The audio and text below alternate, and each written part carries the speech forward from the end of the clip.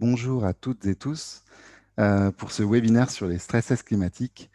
Donc nous sommes à XAPA, xapa.org, entreprise à mission, et on va vous se présenter dans quelques instants. On est sur un sujet totalement essentiel, systémique, sur les liens entre le climat et la finance, et les traductions qui ne vont pas manquer de se faire jour sur les politiques des banques et des assureurs en matière d'appréciation du risque climatique. Alors, quelques informations et instructions pour la tenue de ce webinaire. Donc, si vous avez la gentillesse de bien vouloir indiquer votre nom complet pour que tout le monde puisse savoir qui vous êtes. Tout le monde est mis en sourdine, en mute. Donc, si vous avez des questions, et surtout à la fin du webinaire, on a un espace pour les questions-réponses pour nos intervenants. Ce serait fort aimable à vous de passer par ce biais-là.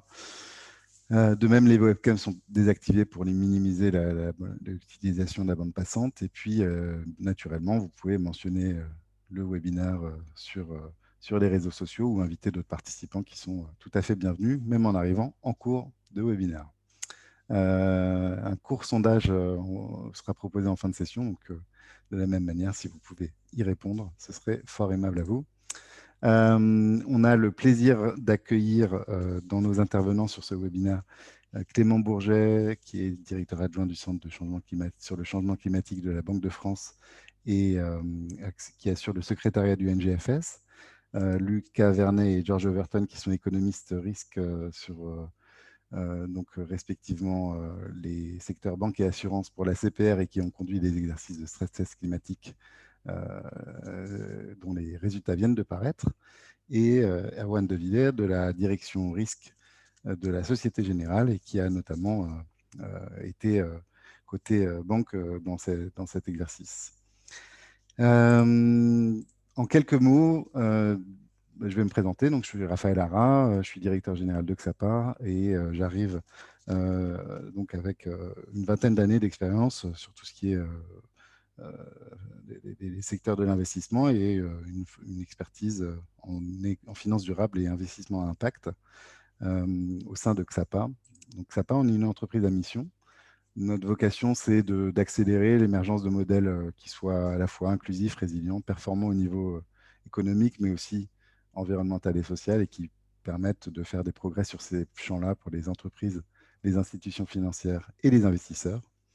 Et donc, on se décline nos activités en trois pans. Premièrement, une offre de service autour du conseil ESG et développement durable, RSE, sur des sujets divers et variés, de finances durables, de droits humains, de climat, de biodiversité ou d'approvisionnement responsable. Et puis, une autre activité qui consiste à faire émerger des solutions innovantes, et notamment au travers d'organisations de programmes d'investissement à impact. Et puis, troisièmement, notre qualité d'entreprise à mission nous conduit à publier des contenus divers sur divers sujets liés à la durabilité, liés à la finance durable, à l'impact, les droits humains, les chaînes d'approvisionnement. Et pour faire tout ça, on s'est organisé avec une équipe cœur, avec des expertises relativement diverses et multisectorielles, développement durable, finance et investissement, solutions digitales, économie du développement, gestion de programme dans notre équipe, donc avec une dizaine de personnes à ce jour. Et puis, on s'appuie également sur un réseau de partenaires, un écosystème qui comporte des grandes organisations internationales ou de grandes entreprises, mais également différents experts qui sont disséminés sur les 5 continents et qui nous aident à déployer des programmes et des solutions locales, mais coordonnées par nos soins. Donc, un petit zoom également sur ce qu'on fait, notamment en termes de travail sur le fait de faire émerger des solutions dans les chaînes d'approvisionnement de matières premières fragmentées au bénéfice de petits agriculteurs. L'organisation, au travers de programmes de formation de grande échelle, de l'amélioration environnementale et sociale des chaînes d'approvisionnement de matières premières, en se centrant sur les petits agriculteurs et en utilisant les leviers de l'investissement à impact. Nous allons rentrer dans le vif du sujet. On sait que les phénomènes climatiques ont un impact croissant. Le GIEC évidemment fait référence en la matière, et aujourd'hui c'est la journée mondiale de l'océan, donc on peut zoomer sur cet exemple-là avec des événements extrêmes et qui sont évidemment très liés à l'implantation, par exemple, des îles au milieu des océans, l'acidification des océans. Il y a toute une série de constats qui aujourd'hui ne font plus débat sur l'impact du changement climatique sur un certain nombre de dimensions, des événements extrêmes ou chroniques. Et puis, une anticipation de risque qui fait que les montants, les enjeux humains, économiques sont réellement gigantesques, avec 3 dates un peu clés. 2030, où on voit avec le nombre de personnes qui sont exposées aux catastrophes naturelles qui sont de 150 millions à échéance 2030, et puis un effet d'inertie extrêmement fort sur ces événements et tendances du changement climatique qui font qu'à horizon 2050 et encore plus à horizon 2100, si on ne se rend pas dans une trajectoire qui collectivement nous permettent de limiter les gaz à effet de serre, mais également d'engager les dépenses ou les investissements dans les solutions d'adaptation au changement climatique, on parle de risque sur l'économie mondiale de 5 à 12% du PIB. Et tout ça conduit les acteurs financiers à se pencher évidemment sur le risque climatique qui se trouve dans leur bilan, dans leur portefeuille de crédit, d'investissement à l'actif, mais également au passif, et en particulier pour les assureurs, et se mettre dans une logique d'appréciation du niveau de risque qui sont portés dans leur portefeuille, dans leurs activités, le risque physique avec l'impact sur les actifs. Donc le risque physique, c'est le risque soit de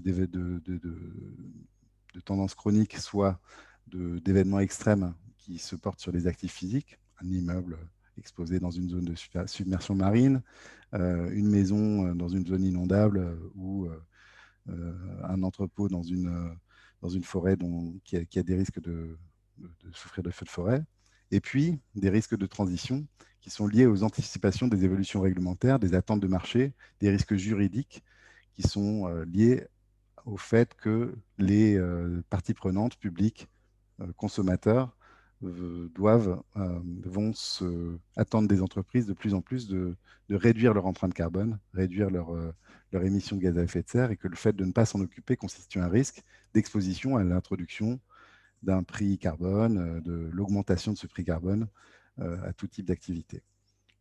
Et donc, tout ça nous conduit à vraiment apporter une logique d'appréciation des risques physiques et de transition pour les institutions financières, parce que si on pense d'un point de vue systémique, il y a un réel, ça se traduit par une mise en péril de la stabilité financière, étant donné les chiffres qu'on a pu évoquer par ailleurs, de 5 à 12% selon les cas et les études, selon les trajectoires d'augmentation des températures du PIB mondial à horizon 2050.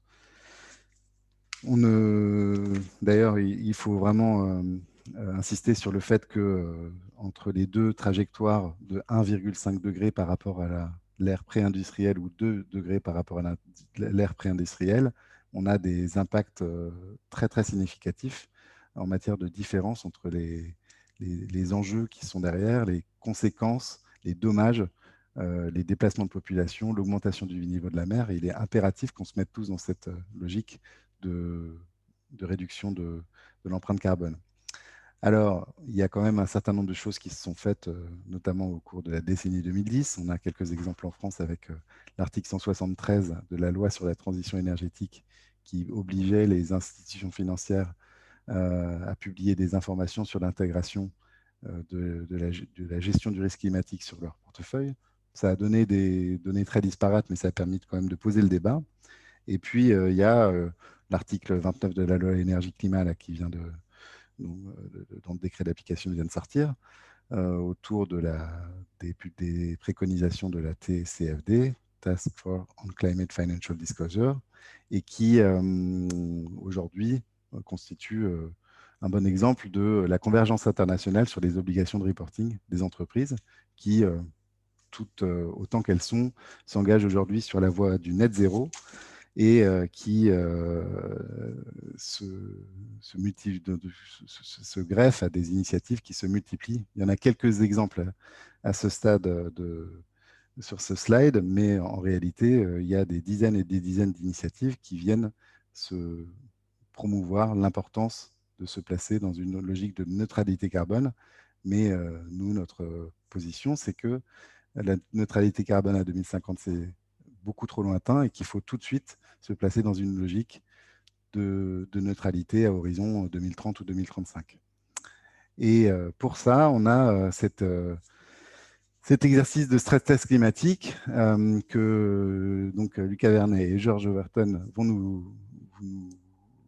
ils vont nous retracer les résultats dans un instant, et qui consiste à simuler, apprécier pour les institutions financières, les banques et les assurances, les risques climatiques qui sont dans leurs activités, dans leur bilan, dans leur portefeuille d'actifs, à leurs passifs, et qui permettent de protéger les institutions financières de ces risques à terme, parce qu'en appréciant ces risques, on se place dans une logique de modification de politique et donc de meilleure stabilité pour le système financier, mais également demain de favoriser la transition et améliorer la transparence dans l'allocation des financements.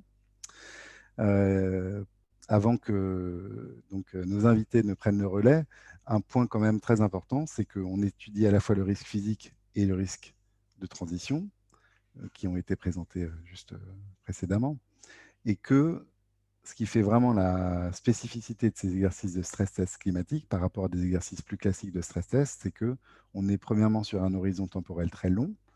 Donc, on se place dans une logique d'appréciation du bilan jusqu'à 2050 et d'appréciation du risque climatique jusqu'à cette date-là, avec un bilan dynamique à partir de 2025, ce qui constitue une autre innovation, puisque généralement, les exercices de vérification de stress test bancaires sur l'exposition à des crises économiques, par exemple, se déroulent plutôt à bilan constant sur des durées relativement courtes. Là, on est vraiment sur un exercice de prospective qui oblige à rentrer dans une autre logique, une nouvelle logique, beaucoup plus long terme, ce qui est une excellente nouvelle pour à la fois l'appréciation du risque climatique, mais même plus généralement des risques liés aux critères environnementaux et sociaux.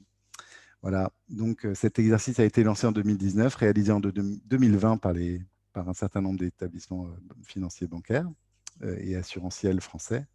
Et je vais laisser nos invités se présenter et puis nous présenter les résultats de cet exercice de stress test climatique. Merci beaucoup, Lucas et Georges, de nous rejoindre. Merci beaucoup. Je me présente rapidement. Lucas Vernet, donc je travaille à la direction d'études et d'analyse des risques de la CPR et Georges également, si tu veux compléter ta présentation. Ok, merci Lucas. Oui, donc Georges Overton, économiste, mais dans le même service que Lucas, mais côté assurance. Et donc, je peux reprendre rapidement. Donc, merci beaucoup de nous donner l'opportunité de présenter ces résultats. Donc, sur la présentation qui va suivre, on va devoir aller assez rapidement sur un certain nombre de sujets et les survoler dans une certaine mesure. Donc, si vous voulez demander des précisions à la fin, elles seront les bienvenues.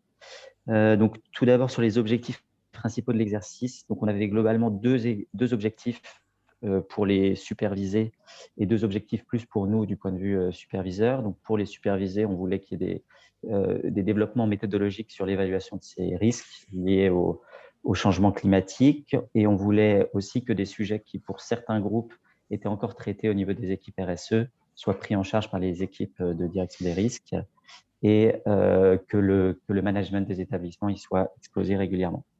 Et pour nous, du point de vue plus superviseur, on voulait avoir une évaluation des risques financiers au niveau de l'ensemble du secteur et aussi comprendre les fonctions de réaction des institutions financières. Donc, fonction de réaction, ça veut dire aussi bien les réallocations sectorielles qu'on pourrait observer pour les institutions de crédit avec la sortie de certains secteurs. On a déjà observé avec des engagements de certains groupes de de quitter certains secteurs fortement émetteurs de CO2, mais aussi sur la partie assurantielle, la volonté que peuvent avoir certaines assurances de sortir de zones géographiques fortement exposées au risque physique ou d'augmenter fortement leurs primes, ce qui reviendrait plus ou moins au même.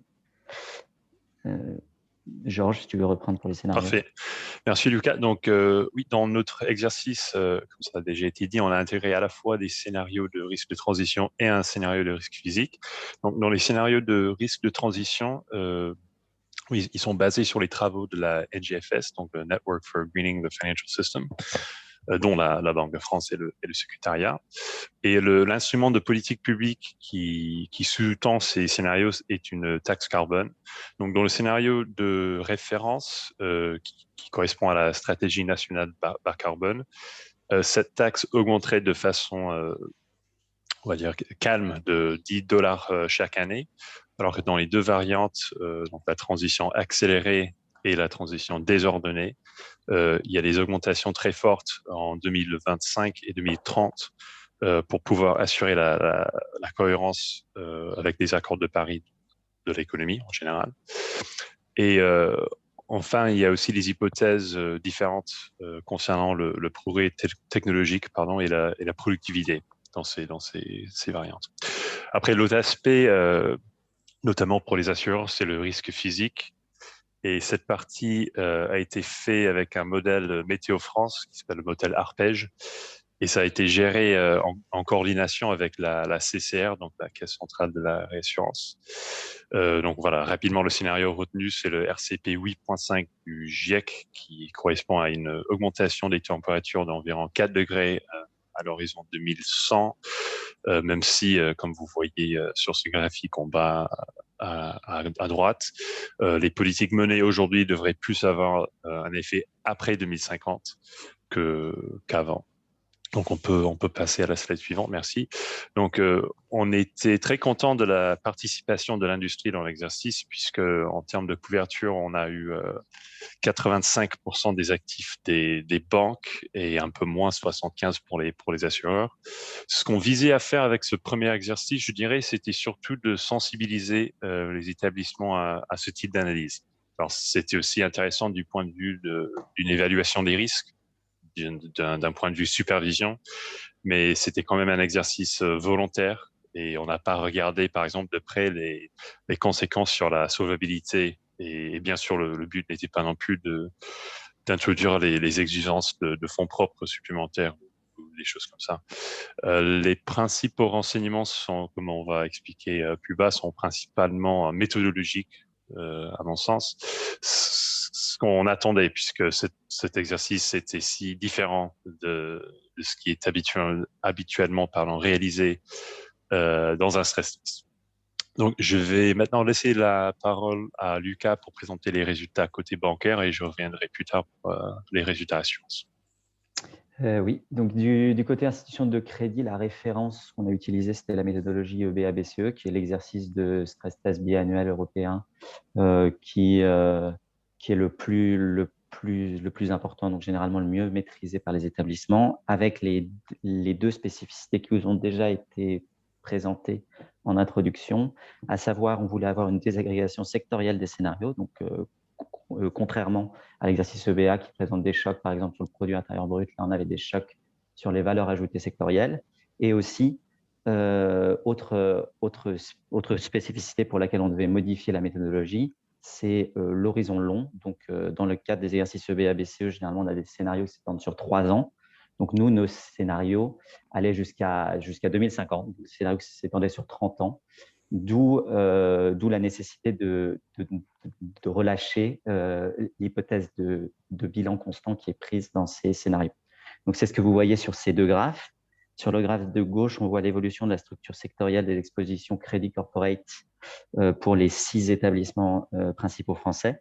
Donc, on peut voir que là, on a représenté les secteurs considérés comme sensibles dans nos scénarios, qui prennent un choc important sur leur valeur ajoutée. On peut voir que les expositions de ces secteurs diminuent fortement, avec certains secteurs comme par exemple le secteur coquefaction et raffinage, qui voient leurs expositions divisées par plus de 3. C'est tout à fait significatif. Sur la partie droite, on voit les différentes stratégies mises en œuvre par les établissements pour réallouer leurs expositions sectorielles. Donc, tout d'abord, sur les deux courbes les plus en haut, on peut voir que certains établissements ont fait le choix de maintenir leurs expositions. Généralement, c'était justifié par des relations de clientèle qu'ils souhaitaient maintenir. Pour les deux établissements les plus au milieu, ça représentait des stratégies où l'objectif, c'était plutôt de suivre l'évolution de l'économie. Donc, globalement, les expositions diminuaient avec la valeur ajoutée. Et enfin, sur les deux courbes les plus inférieures, certains établissements liés à des engagements de groupe, généralement, avaient des stratégies de sortie un peu plus agressives de certains secteurs. Donc là, l'exemple qui était fourni sur le graphique, c'est le secteur coquefaction et affinage. Ce qu'on a pu observer en termes de résultats, c'est une assez forte augmentation du coût du risque que vous pouvez voir sur le graphique de gauche. Donc, pour les 3 secteurs et assez logiquement les secteurs les plus adverses, vous voyez une progression plus marquée de leur coût du risque. Sur la partie droite, on peut voir les évolutions des probabilités de défaut dans les scénarios de transition ordonnée, donc le scénario central, et transition accélérée, donc le scénario le plus adverse. Et on peut voir, c'est souvent un point qui a été négligé, que le point de départ en termes de probabilité de défaut est important pour juger du niveau final de probabilité de défaut. Mais que globalement, pour tous ces secteurs sensibles, on obtient une assez nette augmentation de la probabilité de défaut. Vous pouvez aller au slide suivant, s'il vous plaît. Et c'est ce qui explique que finalement, on a observé un impact assez limité de notre hypothèse de bilan dynamique, qui est donc c'est assez simple de contrôler l'impact du bilan dynamique. Il suffit de maintenir les expositions au niveau des expositions de 2019 et juger de l'évolution du coût du risque et voir si en maintenant ces expositions, le coût du risque évolue plus ou moins qu'avec l'hypothèse de bilan dynamique. Et ce qu'on a observé, c'est que généralement, les réallocations sectorielles des établissements n'ont pas toujours été très stratégiques. Globalement, ils réallouaient des secteurs les plus choqués en direction des moins choqués, mais sans prendre en compte le niveau initial de risque. Donc, le niveau, par exemple, des probabilités de défaut en 2019. Comme je vous l'ai montré sur le graphe précédent, ce point de départ des métriques de risque joue assez significativement sur le niveau sectoriel du coût du risque. Vous pouvez aller au slide suivant. Juste une question, oui. Peut-être, sur le coût du risque, justement, et la hausse du coût disons, la hausse du prix corporate agrégé. Ça veut dire que vous anticipez une hausse des taux d'intérêt applicables au crédit corporate uniquement de cet ordre-là? Donc, nous, pour le coup, on a demandé aucune remise sur la partie revenu. Donc, on n'a pas de visibilité sur la marge nette d'intérêt qui sera appliquée. Les seules métriques qu'on avait, c'est des métriques liées au risque. Donc, ensuite, assez mécaniquement, les établissements répercuteront ce coût du risque pour avoir des revenus qui sont au niveau de leur coût du risque, mais j'ai aucune. Je peux difficilement être plus précis au niveau des remises qu'on avait demandé aux établissements. Donc là, maintenant, je vais rentrer plutôt sur les enseignements méthodologiques liés au risque de crédit. Donc, tout d'abord, on a pu observer qu'il y avait des différences méthodologiques assez importantes entre établissements dans les méthodologies mises en œuvre pour projeter les probabilités de défaut. C'est particulièrement vrai pour les secteurs très choqués dans nos scénarios, donc avec des valeurs ajoutées très impactées. Ce qu'on peut voir sur le graphe de gauche, où sont représentées les différentes projections de probabilité de défaut pour le secteur industrie chimique. Donc, on observe une dispersion très forte des établissements. Sur la partie droite, on peut voir une des limites de notre méthodologie qui était segmentée au niveau sectoriel plus qu'au niveau entreprise pour certaines entreprises qui sont, on va dire, à cheval sur deux secteurs. Donc là, on a l'exemple de l'entreprise Glencore qui est en gros pour 50% dans le secteur du négoce et pour 50% dans le secteur des industries extractives. Donc, on peut voir que suivant si les établissements l'ont alloué au secteur du négoce ou s'ils l'ont alloué au secteur des industries extractives, ils projettent des probabilités de défaut très différentes. Le secteur du négoce est très peu impacté dans le scénario, alors que le secteur des industries extractives l'est fortement. Donc, représenté en rouge, la probabilité de défaut projetée par les établissements qui l'ont alloué au secteur des industries extractives. Vous pouvez au slide suivant. Autre point, mais qui reprend à peu près la même idée, à l'intérieur d'un même secteur, on a observé une dispersion relativement limitée des entreprises, même finalement pour des secteurs où on sait qu'il y a une exposition très hétérogène des entreprises au risque de transition. Donc là, l'exemple, c'est le secteur énergétique avec 4 entreprises qui ont des mix technologiques et énergétiques très différents. On peut observer que les trajectoires de probabilité de défaut sont très proches, alors qu'on sait objectivement que les expositions au risque de transition de ces entreprises diffèrent fortement. Et dernier slide sur les institutions de crédit, enfin sur les banques. Sur la partie market risk, c'était l'autre risque évalué en plus du risque de crédit. On a pu noter un impact relativement limité, donc 160 millions pour l'ensemble des établissements de la place. Donc, le risque de marché était géré de manière assez différente du risque de crédit. C'était les deux parties du market risk qui étaient évaluées. C'était tout d'abord une full revaluation du portefeuille de trading. Donc, on suppose que le marché réévalue les prix price les scénarios en première année de l'exercice. Et ensuite, on avait aussi un risque de contrepartie sur les deux contreparties les plus importantes en termes de risque de marché. Donc, ce qu'on peut observer, c'est par exemple que le choc sur l'equity est en moyenne assez positif pour la place, qui était lié à des positions vendeuses au 31-12 2019 sur les secteurs les plus à risque dans nos scénarios. On observe également un gros choc crédit spread souverain, mais qui était principalement lié à notre méthodologie et au benchmark fourni par la CPR sur le crédit spread souverain. Georges. Parfait, merci Lucas. Donc, donc côté assurance maintenant, pour rappeler, il y a eu des éléments de l'exercice qui, comme pour le côté bancaire, qui ont été assez nouveaux pour les assureurs. Il y avait notamment l'horizon sur 30 ans et aussi la nature multipériodique avec des phases statiques et dynamiques, comme ça a été déjà expliqué. Ce qu'on a vu dans les phases préparatoires, c'est que les modèles ALM ou de bilan des assureurs étaient capables de projeter environ 5 ou 10 ans en avance, voilà, mais pas 30. Donc, un tiers des participants ont dû développer des nouveaux outils au lieu d'adapter leurs outils existants, notamment en prenant recours à un prestataire. Donc ici, sur ce slide, ce que vous voyez, c'est la composition en termes de classe d'actifs à la fin donc pour chaque scénario par rapport à aujourd'hui. Et on voit que, quel que soit le scénario, il n'y a pas trop d'écart voilà, en termes de classe d'actifs. Quelques organismes ont décrit des management actions de réallocation sectorielle, mais en moyenne, voilà, on voit une stabilité. Ce que je soulignerai aussi ici, c'est que la quasi-totalité des assureurs français ont des engagements existants pour sortir des secteurs les plus polluants, surtout le charbon, mais aussi ils ont des engagements pour atteindre une neutralité carbone d'ici 2030. Donc, même si les chocs qu'on pourrait voir ne résultent pas forcément uniquement de l'exercice.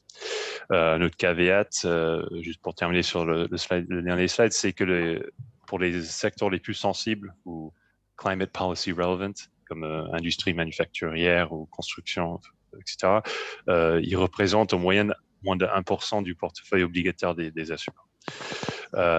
Après, donc c'est pas très surprenant ce qu'on a vu ici. Après, comme j'ai déjà expliqué, il y a aussi une dimension supplémentaire du risque physique pour les assureurs. Donc ici, on a considéré 3 périls physiques, les sécheresses, les inondations et la submersion marine pour France Métropole et les tempêtes cycloniques pour les départements d'outre-mer. Donc, comme j'ai dit avant, cette partie a fonctionné un peu différemment puisqu'il a été géré avec un intermédiaire, le CCR, ce qui était plutôt un succès parce que ça a permis d'avoir une harmonisation des résultats et ça aussi, ça a facilité la vie de certains organismes qui manquaient d'expertise et n'étaient pas habitués. Donc, rapidement, un point méthodologique que je vais mentionner ici, c'est que typiquement les assureurs non-vie sont habitués à faire des stress tests CatNat qui impliquent un événement, donc une grosse catastrophe par exemple, plutôt qu'ici, la logique, c'est plus un processus. Donc même si le scénario devrait être considéré comme défavorable, les conséquences se déroulent lentement dans le temps. C'est un peu différent. Donc rapidement, donc j'ai pas le temps de rentrer plus dans les détails que ça, mais les organismes n'ont pas procédé à des réallocations géographiques. Et le management action qu'ils ont pris, c'était de fixer un ratio S sur P dans le temps. Donc l'idée, c'était de répercuter la hausse de la sinistralité sur les assurés. Donc après la partie, il y a aussi une autre dimension de la partie risque physique, c'est une dimension santé. Donc cette partie a été fondée sur 2 études de l'AON. Donc une étude pour chaque péril. Les périls, c'est la pollution de l'air et aussi les maladies vectorielles, pardon. Et ces études s'appuient sur des séries de données très longues pour étudier un peu les corrélations de ces sinistres avec le réchauffement climatique. Concrètement, ce qu'on étudie ici, c'est les frais de soins, les hospitalisations et les garanties d'essai.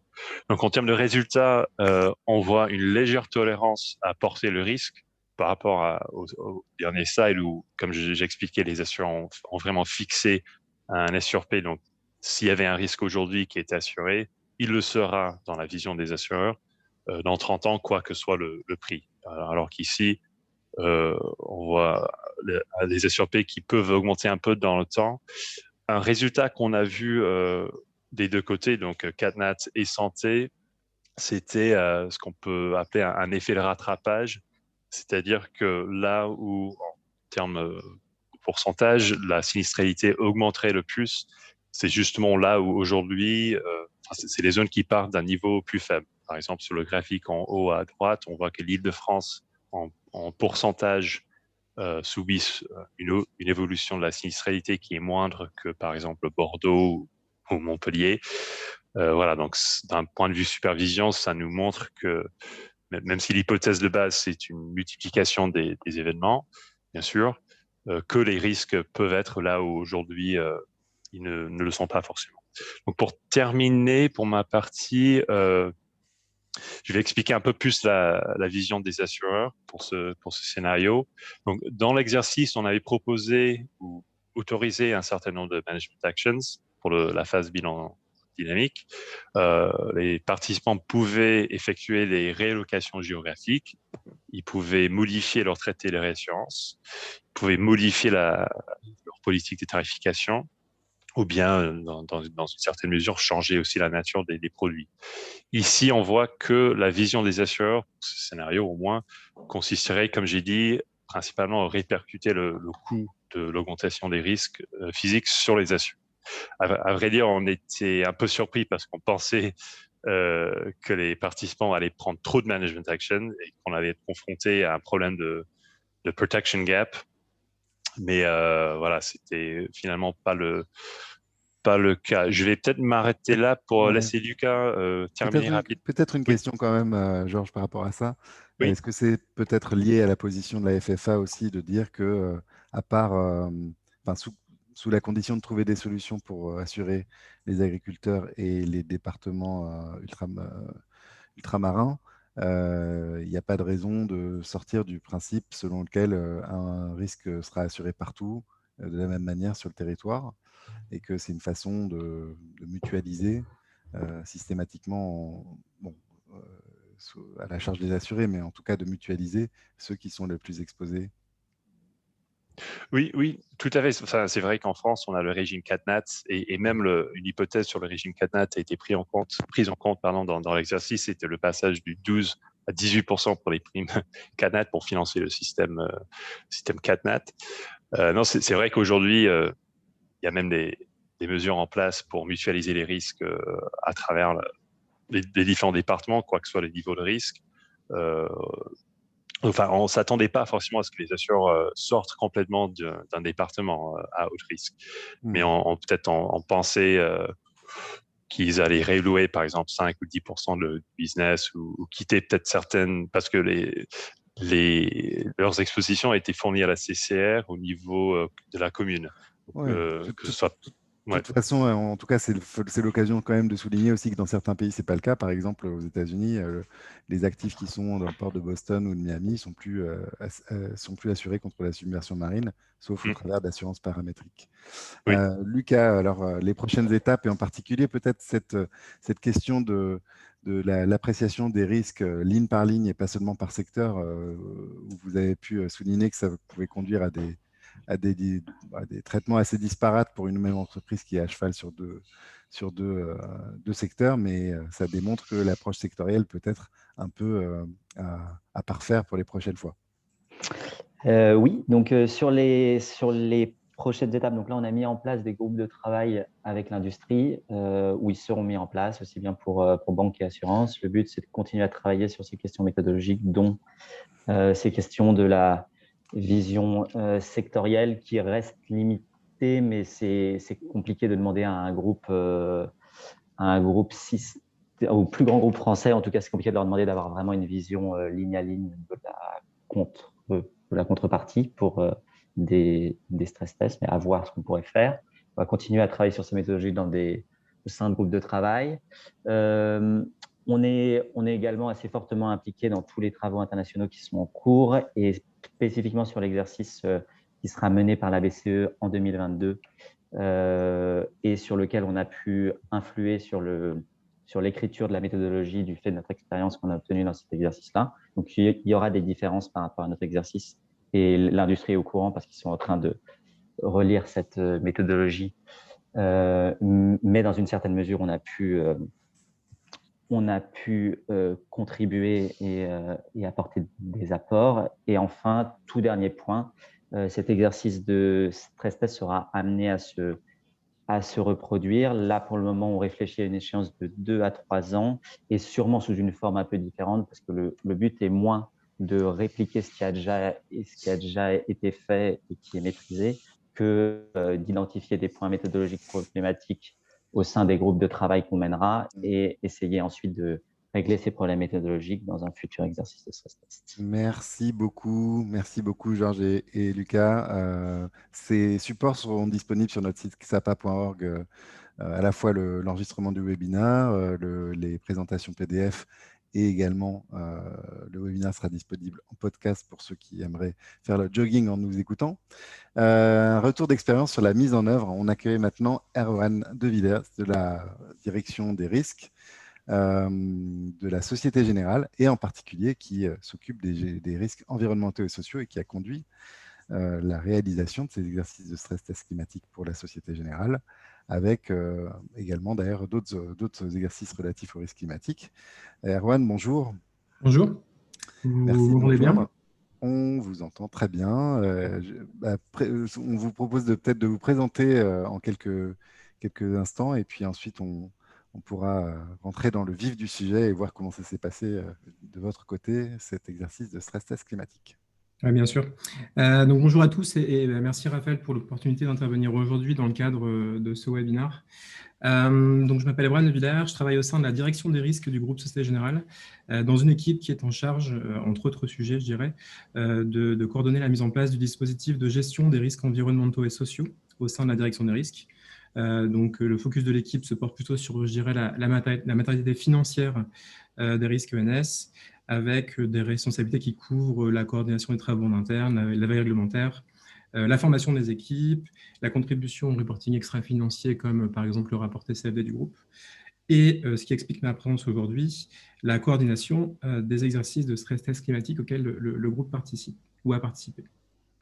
Très bien, très bien. Alors, Erwan, comment s'est organisé cet exercice justement? Et puis, est-ce que pratiquement vous avez pu rencontrer des difficultés, trouver des avancées au travers de la réalisation de cet exercice? Et puis, est-ce que vous avez quelques bonnes pratiques à nous transmettre en la matière? Alors, je dirais en termes d'organisation interne, qu'assez naturellement, je dirais, un projet dédié a été lancé pour répondre à cet exercice et celui de l'EBA d'ailleurs, qui a été conduit parallèlement, auquel on a aussi participé. Donc, un projet s'appuyant sur la plateforme de stress test existante qui mobilise les équipes d'Enterprise Risk Management, de modélisation crédit et de risque de marché. Mais bien sûr, il a fallu adapter, je dirais, cette plateforme aux spécificités de l'exercice avec l'aide des économistes internes et des experts en gestion du risque climatique. En termes de retour d'expérience, les spécificités de l'exercice de l'ACPR, elles ont été évoquées par les intervenants précédents, ont été effectivement génératrices de certaines difficultés pour lesquelles il a fallu faire preuve d'innovation. Je dirais, comme pour les stress tests habituels, que ce soit les stress internes dans le cadre de la planification budgétaire ou le stress EBA biannuel, par exemple, il a fallu projeter les métriques de risque et le bilan du groupe dans plusieurs scénarios et sur plusieurs horizons de temps. Toutefois, il a tout d'abord fallu effectuer ces projections sur des horizons de temps bien plus longs que les exercices habituels, qui ont un horizon de temps plutôt inférieur à 5 ans, de manière à prendre en compte, je dirais, tous les horizons de matérialisation du risque de transition, horizons couvrant, je dirais, les objectifs politiques en termes de transition climatique, à savoir notamment le net zéro 2050. Ensuite, il a fallu intégrer dans ces travaux un axe sectoriel sur les portefeuilles d'entreprise, de manière à différencier les secteurs qui étaient d'un côté pénalisés par la transition et ceux qui potentiellement aussi en bénéficiaient. Et je dirais traduire cette différenciation en impact sur les métriques de mesure du risque, notamment du risque de crédit. Enfin, je dirais également que ces travaux ont également dû gérer un dynamisme du bilan en prenant compte, sur des raisons relativement long terme, les engagements du groupe en faveur de la transition et l'alignement de ses portefeuilles avec les objectifs de l'accord de Paris. Des engagements forts comme la sortie progressive des activités liées au charbon thermique ou la réduction de notre exposition à l'extraction de pétrole et de gaz. Est-ce que ça a été le principal moteur de simulation de l'évolution du bilan? On est dans une logique où tous les 5 ans, du coup, il y a des espèces de points d'étape qui permettent de simuler la politique d'un groupe comme le vôtre. Et est-ce que ce sont ces engagements qui ont été le moteur principal de cette appréciation de ce que pourrait être la politique si tel ou tel risque apparaissait ou dans les bilans? Ou est-ce qu'il y a d'autres éléments qui vous ont servi pour ça? Je dirais qu'il y a un croisement entre, effectivement, le moteur principal était effectivement de suivre les engagements du groupe et en faveur du climat et sa stratégie climatique et de soutien de la transition. En parallèle, l'idée était effectivement aussi, et je crois que ça a été cité précédemment, de respecter aussi les évolutions du PIB notamment et je dirais des besoins de financement de l'économie sur les pas de temps considérés et selon le scénario choisi par la CPR. Donc, je dirais qu'il y avait cette double contrainte. Très bien. Alors, dans cette logique aussi, est-ce que vous avez pu, est-ce que ces exercices ont fait ressortir des éléments auxquels vous ne vous attendiez pas, ou d'ailleurs celui de l'EIBA, et quelles sont les grandes différences entre les deux, peut-être pour finir cette intervention et qu'on puisse aussi laisser un temps d'échange pour la fin du webinaire. Je pense qu'en fait, l'exercice de la CPR a été extrêmement utile à plusieurs points de vue. Confirmer nos expositions de crédit les plus sensibles au risque de transition, puisqu'on retrouve une cohérence avec les outputs de travaux effectués en interne. Ça a été un excellent catalyseur de l'effort de R&D sur la quantification des risques de transition, et ce qui d'ailleurs nous sera très utile dans le cadre des prochains exercices, notamment les exercices annoncés pour la BCE en 2022. Et je dirais que ça a été également un excellent moyen de sensibiliser largement les équipes de la direction des risques, et même au-delà, puisqu'on a pu sensibiliser également, par exemple, des collaborateurs de la direction financière. Je dirais effectivement que l'exercice était quand même relativement différent de celui de l'EBA. L'exercice de l'EBA, lui, se concentrait surtout sur une demande de l'EBA d'un inventaire de nos encours de crédit européens avec leurs paramètres de risque et leur classification sectorielle, sur base de la classification NAS également, comme l'a fait la CPR. Et ensuite, l'EBA a ensuite calculé son propre modèle, et d'ailleurs, si je ne dis pas de bêtises, un modèle développé par la BCE, des impacts sur les métriques de risque des portefeuilles en utilisant la combinaison de deux scénarios du NGFS, l'un portant sur la transition et sur le risque de transition et l'autre sur le risque physique. Et en parallèle, le BA nous a demandé également une première tentative d'application de la taxonomie européenne sur nos portefeuilles de crédit. Donc avec deux approches assez différentes. Pardon. Ouais. Donc du coup des définitions de taxonomie qui n'étaient pas encore sorties, mais avec en plus j'imagine des difficultés en termes de qualité de données sur lesquelles s'appuyer. J'imagine que ça a été relativement sportif. Oui, tout à fait. De toute façon, clairement, là-dessus, on est en ligne avec le constat d'Aubert, hein, qui est bien indiqué dans le rapport final, hein, publié il y a quelques semaines. Il y a trois difficultés majeures. Le manque de données disponibles, vous l'avez évoqué. Les ressources, je dirais, significatives à investir pour réaliser ce type d'exercice, pour un certain nombre de données qu'il faut aller chercher directement sur le reporting annuel des contreparties. Et je dirais aussi un certain flou, en tout cas à date, dans l'interprétation de certains critères d'éligibilité, typiquement comme les principes de do not significantly harm. Ok, très bien, merci beaucoup. Alors nous allons accueillir désormais Clément Bourget. Bonjour Clément. Bonjour. Alors Clément, directeur adjoint du Centre sur le changement climatique de la Banque de France et qui assure également le secrétariat du NGFS, Network for Greening the Financial System, une alliance de banques centrales dont Clément va nous parler dans quelques instants, mais qui a connu une croissance et une adhésion croissante spectaculaire sur les 3 dernières années.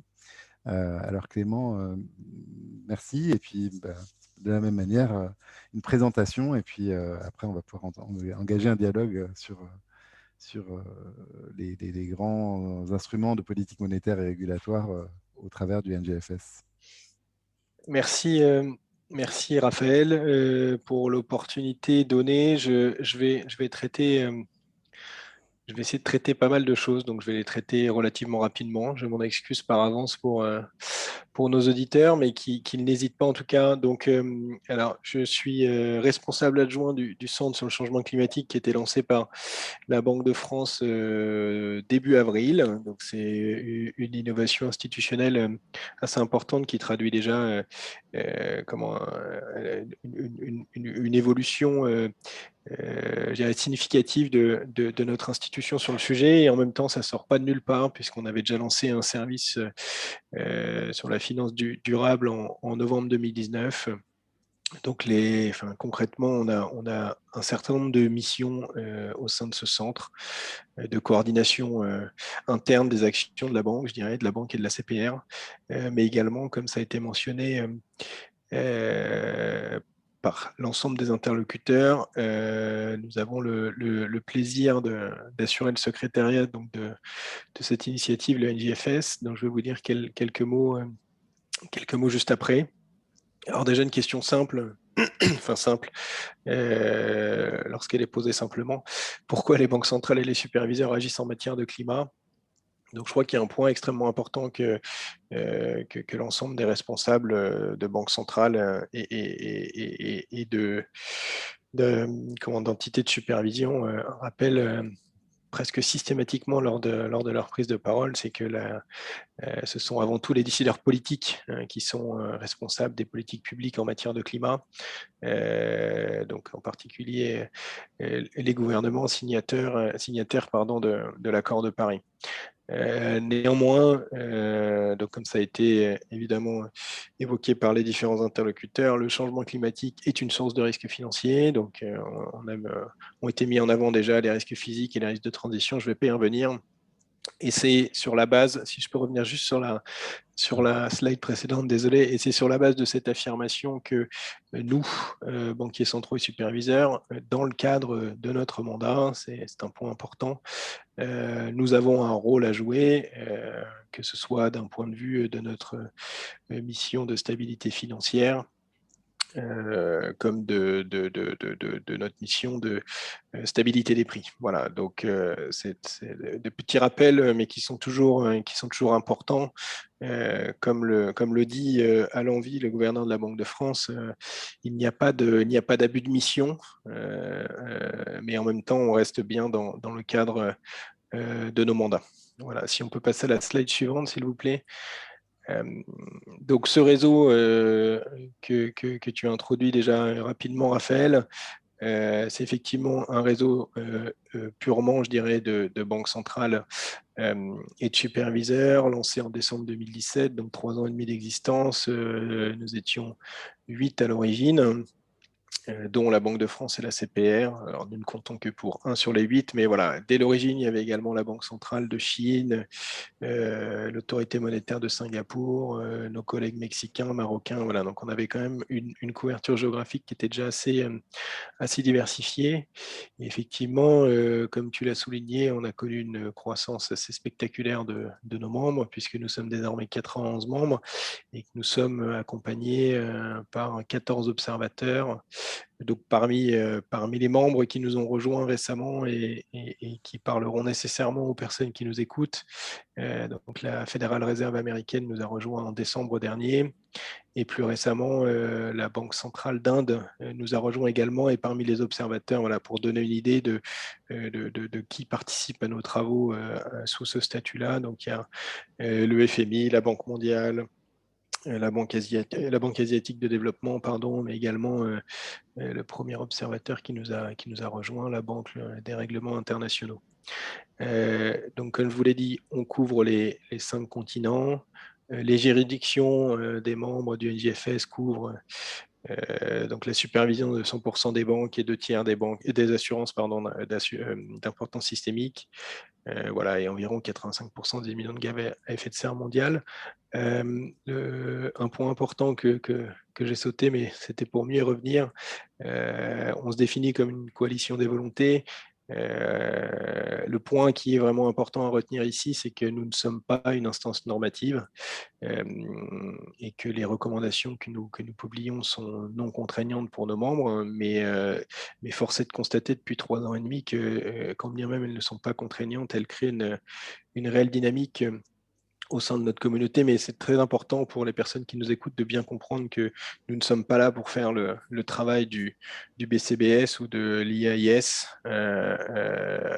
On est dans un positionnement qui est différent.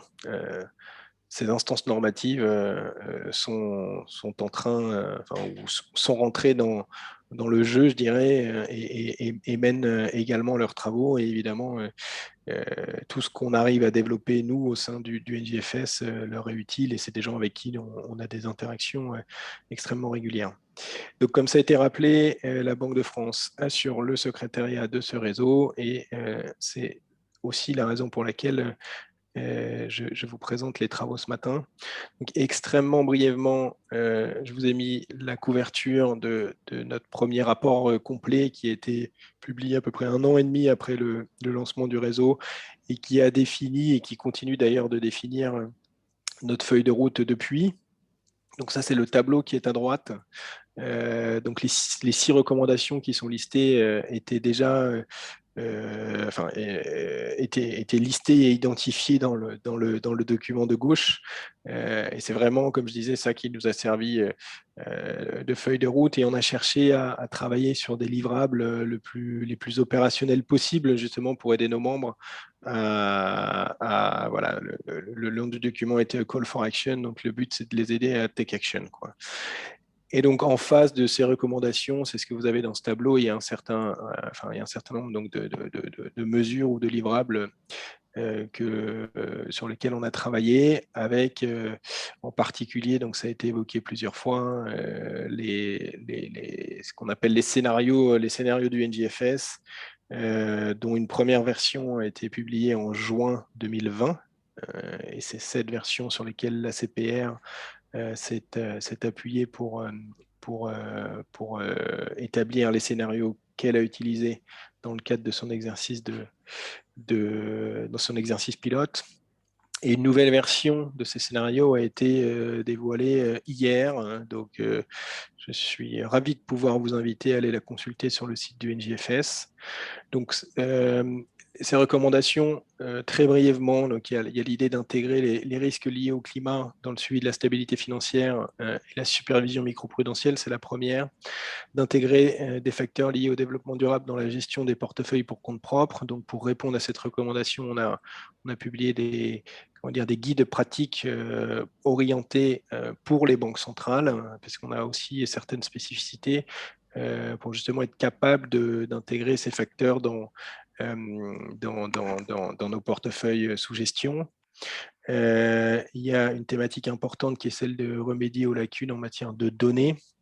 Donc là, en l'occurrence, ce n'est pas listé dans ce tableau parce que c'est très récent, mais on a lancé, ça c'est ce qui est marqué dans le tableau, un groupe de travail sur le sujet il y a 1 an, et il y a 2 semaines, on a publié on a publié un premier rapport d'étape des travaux de ce groupe de travail. Donc également, si ça vous intéresse, je vous invite à aller le consulter.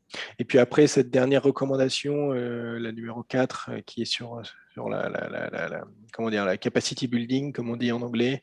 Et là, je dirais que c'est un petit peu l'essence même du réseau qui à travers ces travaux et diverses actions, soit vis-à-vis de nos membres, soit à l'extérieur, participe aussi à une bonne prise de confiance et puis une montée en puissance des uns et des autres sur ces sujets.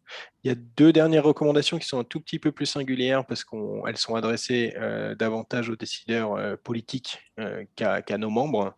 Donc une qui est liée à la publication d'informations financières. Donc on a recommandé en avril 2019 de favoriser la publication de ce type de données. Et puis également, on appelait à l'époque, et on le fait toujours d'ailleurs, à favoriser le développement de taxonomie des activités économiques. Voilà, très brièvement. Il y a juste un point, parce que je sais que c'est important, Raphaël, pour toi. Je ne traiterai pas cette dernière slide, je laisse les auditeurs la découvrir, qui revient sur les points principaux, les mesures principales projet développé par la banque et la CPR. Le dernier point s'agissant du NJFS, et qui n'est pas listé dans ce tableau-là, parce que ce n'était pas forcément une thématique qui était clairement identifiée. Enfin, elle l'était, mais en tout cas, on n'avait pas encore décidé de travailler dessus à cette époque. C'est tout ce qui est sur les aspects de politique monétaire, et pour le coup, il y a un gros travail analytique qui a été engagé sur la dernière année et demie avec différents rapports qui ont été publiés. Le dernier ayant été publié fin mars avec notamment un menu d'options de ce que pourraient faire nos membres en fonction, encore une fois, de leur spécificité, de leur mandat, de leur contexte local. Je le répète, nous ne sommes pas normalisateurs, mais nous essayons d'identifier les options qui peuvent être utiles à nos membres. Effectivement, avril 2019, c'était pour ce qui concerne l'appréciation du risque climatique, il y a fort longtemps en fait, parce que ça allait très vite. Et on peut se rappeler qu'en septembre 2019, quand le gouverneur de la Banque de France a annoncé qu'il y avait à avoir des stress tests climatiques, ça semblait déjà une très forte avancée. Aujourd'hui, c'est quasiment la normalité, mais sur tout ce qui est l'appréciation du risque et puis l'intégration dans les politique monétaire, octroi de liquidité, haircut, etc. Et la prise en compte de l'aspect exposition au risque climatique ouvert ou ESG sur les rapports entre les banques centrales et les établissements financiers, ça va certainement alimenter la suite. Alors, on a un peu dépassé le temps, mais on va quand même prendre un petit temps pour échanger sur quelques questions tous les 5, notamment quelles sont les évolutions qu'on peut anticiper dans les prochains stress tests climatiques. On évoquait la value at risk, on évoquait le fait d'apprécier cette value at risk ligne par ligne autant que possible, parce que finalement, si on réfléchit à s'il y a un réel risque physique et ou de transition sur certaines lignes de crédit, nécessairement, tous les établissements vont s'y pencher ligne par ligne, ne serait-ce que dans une logique de flux à l'octroi des crédits ou lors des décisions d'investissement. Et voilà, quelles sont les autres évolutions qu'on pourra anticiper dans les prochains stress tests? Une ou 2 idées peut-être, Georges et Lucas ou Clément, sur ce qui peut nous attendre en la matière. Donc, si vous voulez, je peux commencer. La méthodologie de l'exercice de la Bank of England qui a été publiée aujourd'hui, donc j'ai encore eu le temps de regarder ce qu'ils ont publié, mais ce que j'avais compris des discussions qu'on a eues sur le sujet, ils auront une approche assez micro, donc assez ligne à ligne pour leurs établissements supervisés. De notre point de vue, c'était une approche quand même qui est très coûteuse. Donc, si on choisissait d'aller vers ce type d'approche pour un futur exercice, il y aurait sûrement un zoom sur les secteurs sur lesquels on considère que cette approche micro est plus pertinente. Donc, des secteurs sur lesquels la dispersion de l'exposition au risque de transition entre entreprises est plus grande, typiquement le secteur énergétique, avec certaines entreprises qui sont plutôt dans les énergies renouvelables et d'autres non, et où l'exposition est très différente. Mais on peut citer aussi l'industrie automobile avec des véhicules électriques qui pourraient éventuellement se retrouver subventionnés et donc beaucoup moins exposés au risque de transition que les autres. Et donc là, on trouverait qu'aller au niveau de ligne à ligne a sans doute plus de sens. Après, sur l'exemple que j'avais donné de l'allocation sectorielle, ça serait sans doute plutôt une amélioration méthodologique on pourrait considérer pour éviter de minimiser le risque de toujours allouer une entreprise soit au secteur le plus exposé dans lequel elle agit, soit de reventiler son exposition à un secteur proportionnellement à l'implication de cette entreprise dans les différents secteurs. Donc, c'est un problème qu'on n'avait pas forcément envisagé. Et ça amènera plutôt des évolutions méthodologiques que des évolutions de fond, comme aller au niveau de ligne à ligne. Alors, peut-être une petite question pour Georges. On a vu quand même qu'en centrant beaucoup le discours des exercices de pilote, de stress test sur les différents scénarios de la transition, ça porte le zoom sur la transition, partant du principe qu'il y a un tel effet d'inertie sur le risque physique qu'au final, il n'y a pas tant de scénarios que ça. Mais d'un autre côté, est-ce qu'on n'a pas un peu occulté le risque physique de ce point de vue-là, parce que ça, en mettant l'accent sur les simulations de transition de ce point de vue-là?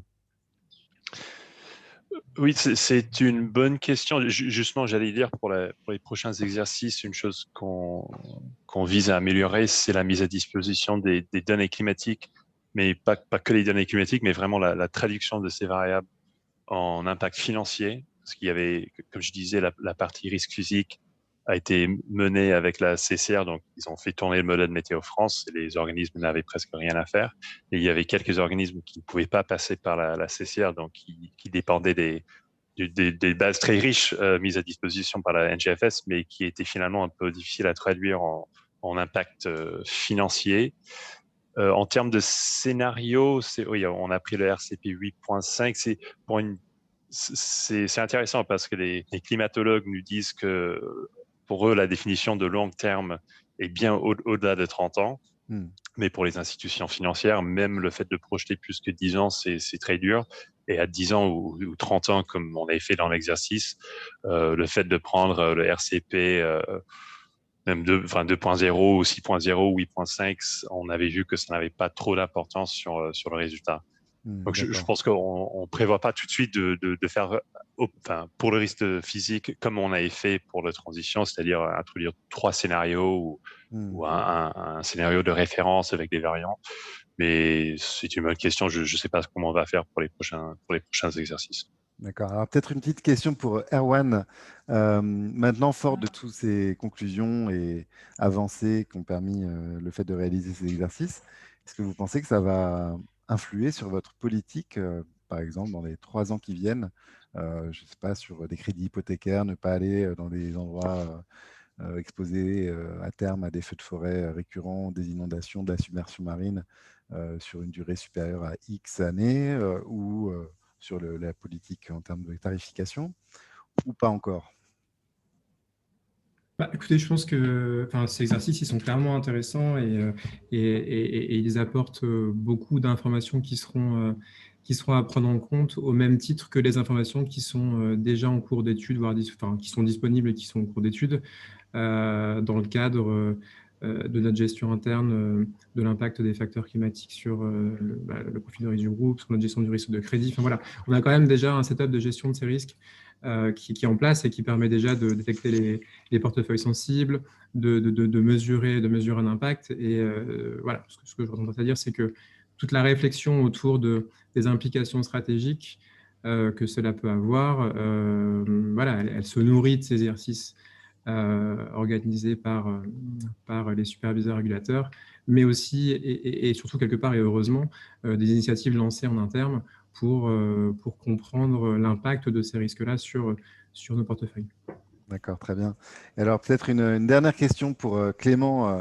On a beaucoup mis en haut de la pile parmi les sujets environnementaux et sociaux le risque climatique, certainement à raison, mais il y en a beaucoup d'autres.